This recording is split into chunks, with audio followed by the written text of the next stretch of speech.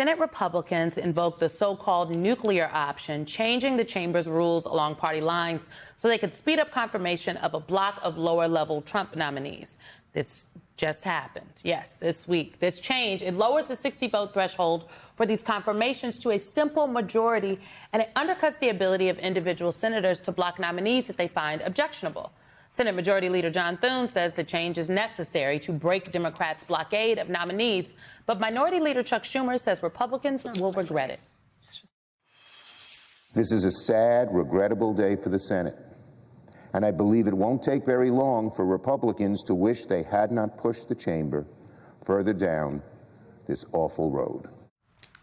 Joining us now is Ali Vitale, host of Way Too Early and MSNBC senior Capitol Hill correspondent, and former Democratic Congressman Max Rose of New York. He serves as senior advisor to Vote Bets.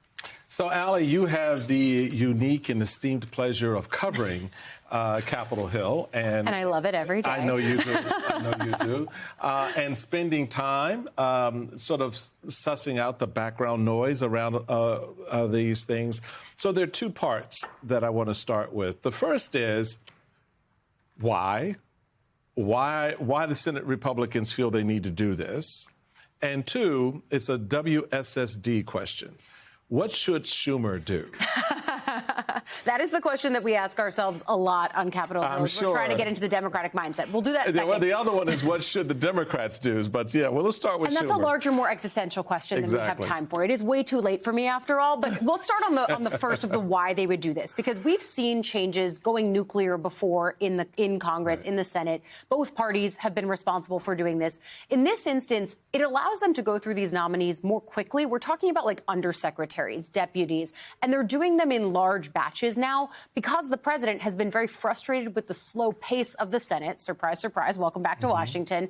But they want to do this now to alleviate some of that pressure. But I think the other thing that's important here to point out is Simone referenced the fact that some people can't make flags or disagree with nominees anymore. The biggest change is that it's the minority party, so in this case, Democrats, who can no longer flag a nominee. Republicans can, and the way that they plan to deal with that is like if one Republican senator comes and says, I don't know about this one undersecretary, they'll kind of figure that out in a back room and then come back and say, OK, we'll vote on the batch or take them out. We'll see. Now, lifetime appointments, lifetime judges are exempted from this. But I think that's an important change. And you know this, the reason that they're reluctant typically to make changes like this, the reason it's news that they would go nuclear is because eventually the shoe comes back on the other foot. And that deals a blow to the bipartisan way that the Senate functions. And they'll be the first ones screaming, oh, you can't do that after they've And so done what should Schumer do? I mean, in this instance, he doesn't really have many options. Right. Okay, I want you to pick up on that last point, because I think this can sound really processy, but we're talking about a Congress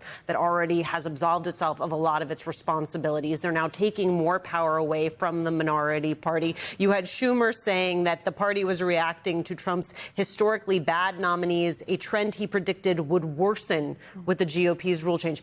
I know the question I'm about to ask is going to sound flippant, but I don't mean it flippantly. How do these nominees get worse?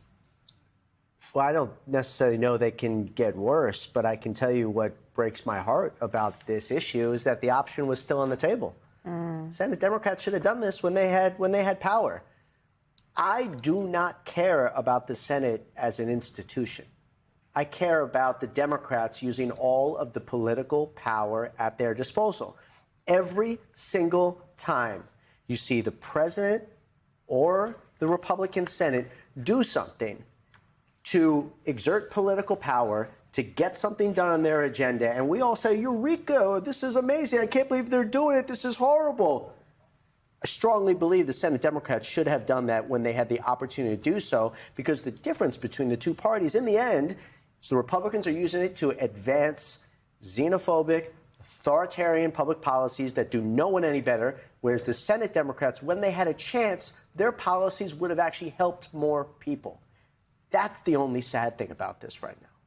I love that Congressman Rose said, I don't care about the institution of the Senate. And I say that because I think a lot of, Capitol Hill, D.C. people will say it's the institution of, the Senate believes they're the greatest deliberative body in the history of the world, which, at one point in time, yes.